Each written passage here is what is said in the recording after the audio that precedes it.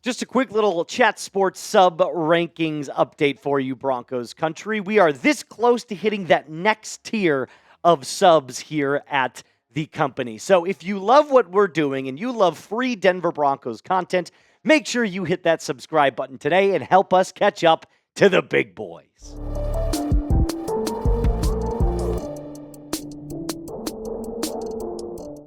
What's up, Broncos fans? Welcome into the Broncos Breakdown by Chat Sports. My name is Moose. On today's episode, I'm going to give you my full 53-man Denver Broncos roster grades because I feel like with all of the 53s coming out, we've decided that here on the show today, we want to let you know exactly where we believe the Denver Broncos stand in terms of their positional units. How does the grading scale work? Every positional group gets a grade. These grades are based off of the Broncos locker room, who encompasses these units, and where I see them in comparison to the rest of the NFL. And by the way, these are just my opinions only, so they are not official, right? So if you disagree with me, that's totally okay. This is just how I see the Denver Broncos team as a whole. Let's start with the quarterbacks. Bo Nix and Jarrett Stidham. I give this an A-. I think what you're looking at right now is the emergence of QB1, who will absolutely be in contention for an MVP this year. And I also think that Jarrett Stidham has showed himself to be a top 5 backup in this league.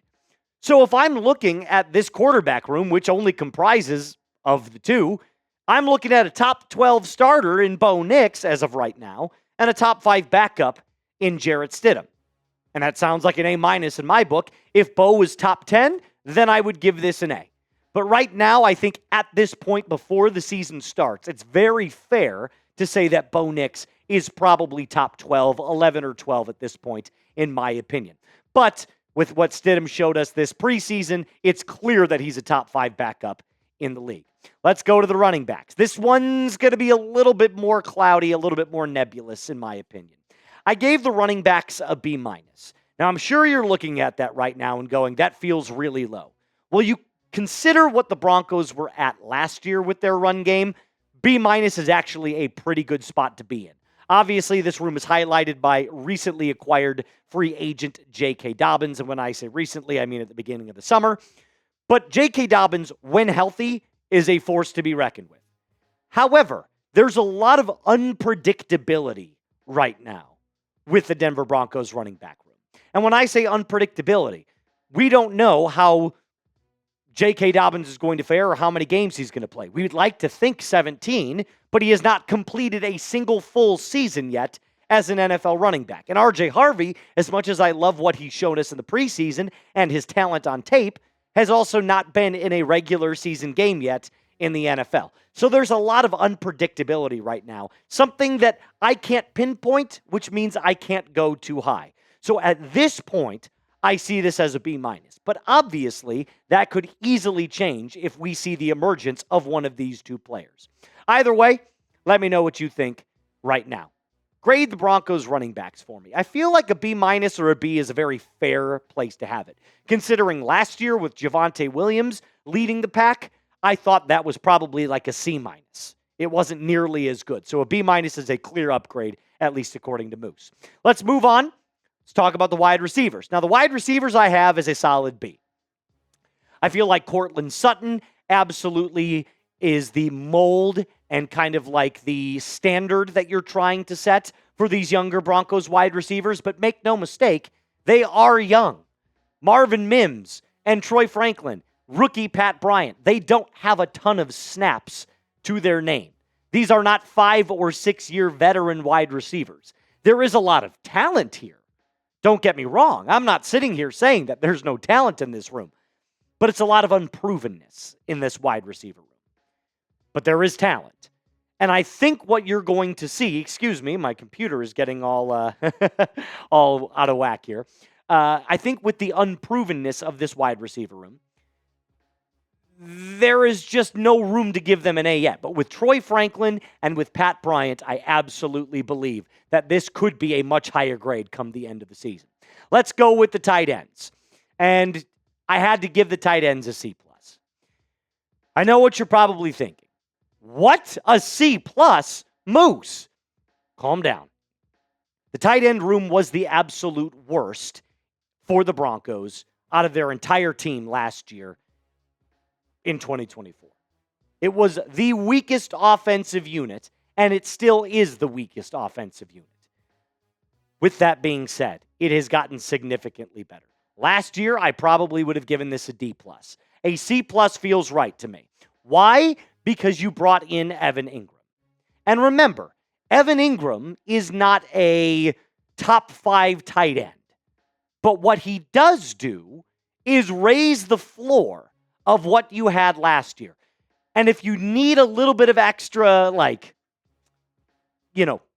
evidence as to why I believe this, here's what you saw in 2024. These were the stats from all of the Broncos 2024 tight ends. 3 players, and you didn't even quite hit 500 yards. Like I said, Ingram comes in, and he completely raises this floor. But he's not going to reshape the room. This is not George Kittle. This is not Travis Kelce. Now, granted, he's a good player. But I also think that we have to be at least fair in saying that this Broncos tight end room last year was the weakest of the entire offensive unit. And while it did get better, is still noticeably weaker compared to some other tight end rooms in the NFL. So I can't go anything higher than a C+. Let's go with the offensive line. A-. And I think the hype surrounding the offensive line in the early part of the offseason was tremendously high. I think they got brought back down to earth a little bit during the preseason. I think a lot of Broncos fans saw that as well. But the continuity that you're bringing back, all 5 starters from last year in another year together, another cohesive unit, I think this room is talented. I think this room is deep. I do question how they're going to do in this new zone blocking scheme that Sean Payton has implemented. But I also believe that there's too much talent here. There's too much cohesiveness to not give it at least an A-. Led, of course, by Quinn Miners, who is probably the second best guard in the entirety of the NFL. Do you agree with my roster grades? Yes or no? Let me know in the comment section down below. If you don't, that's totally fine. I'd love to hear the reason why you think that. But obviously, let me know in the comments, like I said. Now, before I get on to the defensive units, I have to tell you about today's sponsor, and that, of course, is PrizePicks. It is the best place to get real money sports action all season long. All you have to do is go down to your app store and click that download button. And then you can start winning real money. Which players are going off? Which ones aren't? Make your picks in less than 60 seconds and turn your sports opinions into real money all season long on PrizePicks. You just pick more or less on 2 to 6 player stat projections. If you get your picks right, you could cash in and win up to 2,000 times your money. How does it work? Here's mine for college football this Saturday. It's very, very nice to see. Haynes King on the more, Arch Manning on the more, Jeremiah Smith on the more, and also with Lenora Sellers. I'm a glutton, so I like taking more. But if you want to go less, that's totally fine too. Download the PrizePicks app today and use code CLNS to get $50 in lineups after you play your first $5 lineup. That's code CLNS to get $50 in lineups after you play your first $5 lineup. I'll have all of that in the comments and description of today's video. PrizePicks, run your game. Let's do the defensive grades now. Let's get on to the best part of the Denver Broncos team. And make no mistake, it absolutely is the best part of the Denver Broncos team. Let's start with the defensive line. B+. I know you're probably thinking, how could you go B+ and not an A? Well, I think this is a very, very good defensive line. Highlighted by, of course, our guy, Zach Allen. Now, I feel like with DJ Jones, John Franklin Myers, and Zach Allen, you are looking at a very, very good defensive line. There's been a couple of questions, though, that I have, and it's obviously led by your 3 main starters, which are awesome. But how good is this rotational defensive line? Savion Jones, Malcolm Roach, what are they going to give us in terms of production? If the answer is, a good percentage of what the starters can give you, then I think it moves up to an A. But a B plus feels very, very good right now, considering the defensive line is actually comprised of the front 5, and I'm just giving you the 3 that are defensive linemen, right? Zach Allen, nose tackle DJ Jones, and other defensive lineman John Franklin Myers. I'm not counting the edges right now. So I give them a B plus because it bleeds into my edge rushers, which of course I have to give an A. This is by far and away the best positional group on the Denver Broncos.